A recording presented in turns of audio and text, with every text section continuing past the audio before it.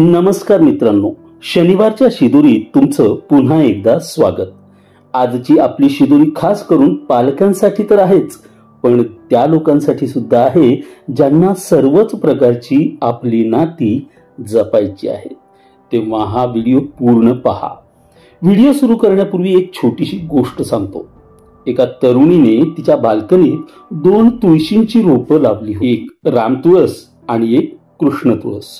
यापैकी कृष्ण तुळस तिला प्रचंड आवडायची। ती नित्य नेमाने दोन्ही तुळशींच्या रोपांना पाणीही पुरेसं द्यायची।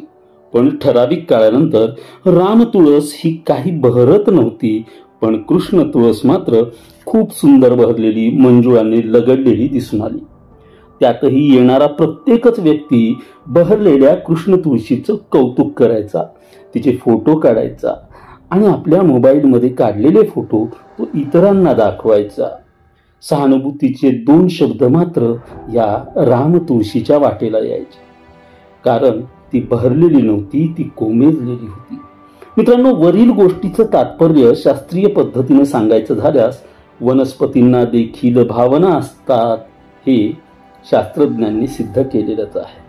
या गोष्टीतील तरुणी ज्या कृष्ण तुळशीच्या रोपाला आनंदाने, प्रसन्नतेने पाणी घालायची, त्याला अंजारायची, गोंजारायची, त्या तुलनेने ती राम तुळशीच्या रोपाला पाणी तर घालत होती, पण प्रेमानं न वाढवता वृक्ष भावनेने त्या राम तुळशीची ती वाढ करत होती। म्हणूनच राम तुळशीपेक्षा कृष्ण तुळस अधिक बहरून आलेली आपल्याला पाहायला मिळेल।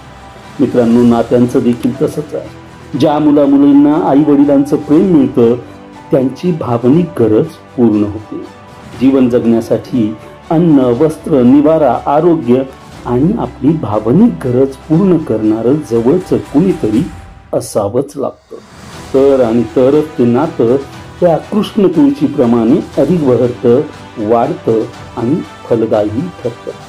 ही शिदोरी समाजातील सर्वच नात्यांसाठी आहे।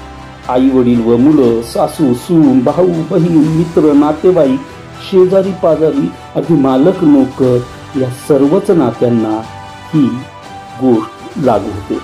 तेव्हा आजची आमची शिदोरी कशी वाटली ते कमेंट बॉक्समध्ये जरूर कळवा आणि आमचं चॅनल सबस्क्राईब करायला विसरू नका।